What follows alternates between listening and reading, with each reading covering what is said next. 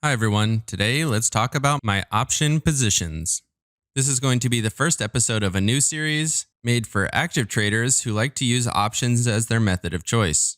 I will start each episode with an overview of my market bias, then I will go over each of my option positions on Robinhood, as well as my positions on Tastyworks. Make sure to like and subscribe if you like financial content like this. Welcome to the Portfolio Bulletin. Let's get started. I'll start here with the hourly chart on SPY. You can see we had quite a bull run yesterday, and then we had a gap down, and we've been flat ever since. Looking at the MACD here, you can see we went into negative territory, indicating that we might see a little bit of a reversal today. And that's generally what I'm expecting. I think this market is going to reverse down a little bit. I don't think we're going to make new lows. I think we're going to chop around in here for a while. And looking at the 4-hour chart here, you can see we had that bull run and then we've dipped down just a little bit. I think we're going to be capped out here by the simple moving averages. This is the 100 and 200 moving average.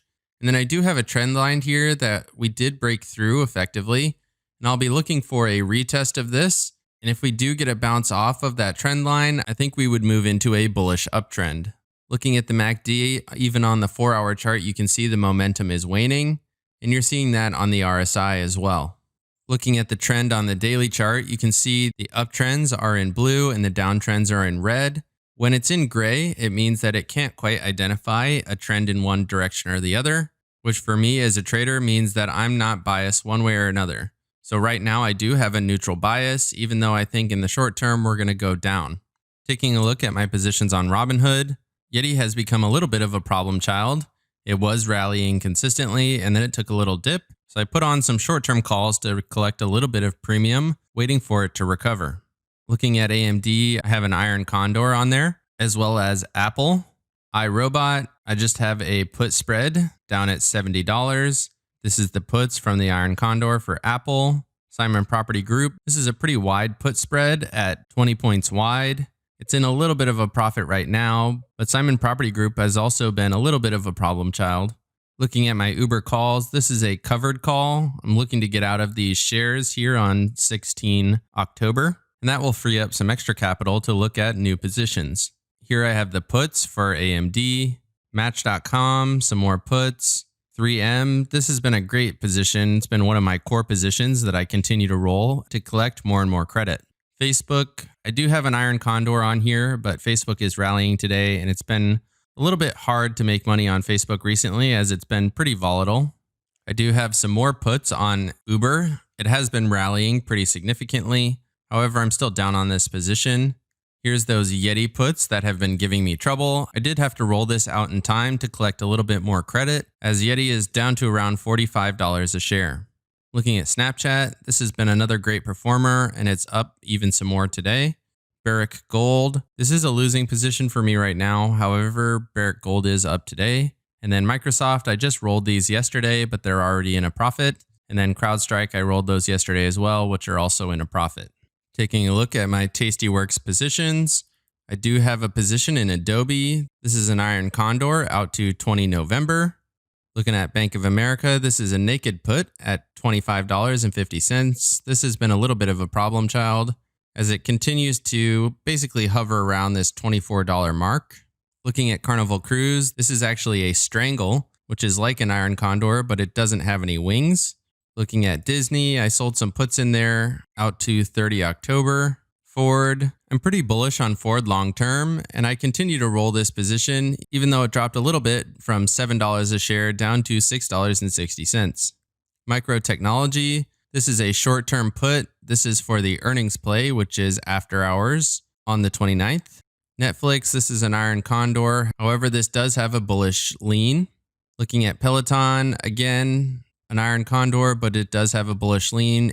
Peloton seems to keep getting stuck right at $100 a share, and it tested $100 a share again today and was rejected. Looking at the NASDAQ, as I mentioned before, I am short-term bearish. And because of that, I have a call spread here at $283 a share. And then I have an Iron Condor out here for 20 November. Looking at Snapchat, this is a naked put, continues to do well. I've rolled this position several times and continue to receive more and more credit. Looking at the S&Ps, again, I'm a little bit bearish, so I have a very short-term call credit spread. I only received $80 for this 2-point wide, and it does expire tomorrow. And then I have an iron condor, again out here to November 6th. Looking at the stocks that I'm really struggling with the most, this is Yeti. I did get caught in a little bit of this downtrend. However, it looks like we found a base here around $44 a share. And we've started to neutralize this trend on the daily chart. I still don't think we're going to get all the way back up to where we were at over $50 a share, at least not very quickly. But at some point in the future, I do expect it to trade over the $48 a share, which is where my put credit spread is. Looking at the MACD, you can see we're gaining a little bit of momentum to the upside, and we're also getting some strength here on the RSI. Looking at really the only other position that's given me any trouble right now, this is Simon Property Group. It's been bouncing around this 100-day moving average, which currently is at just over $65 a share. Keeps coming up to it and bouncing off. It really needs to break up over it, at least here in the next couple of days. And that'll allow me to get out of that position for a profit. If I have to roll it into the future, it's not horrible, but I would prefer to take it off for a profit right now.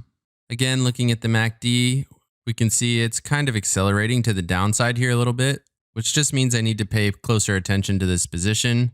It hasn't had very many wild swings in relative strength, but it is not going in the direction that I want right now. The purpose of this video is to tell you all of my different positions and go over some of the positions that are giving me issues.